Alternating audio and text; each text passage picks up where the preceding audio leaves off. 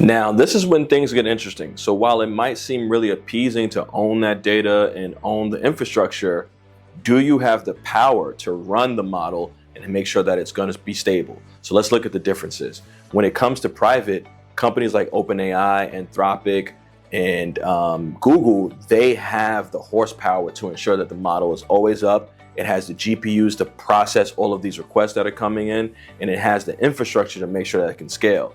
So these things are really important when it comes to artificial intelligence, when it comes to large language models, when it comes to powering what it takes for these models to make the requests and keep the context windows larger and all these things that come along with the ride. So while you might see a lot of benefits with open source, the cost that it takes for you to host this model, ensure that it's up, ensure that it's stable, really outweighs the cost that when you come to using one of these private models, because they've made that investment and they have the large scale there. So that's why you're seeing companies that have large investments and they're willing to dump a lot of money into the infrastructure, because they know that at scale, they'll be able to beat out anyone trying to host their own large language models and host their own services.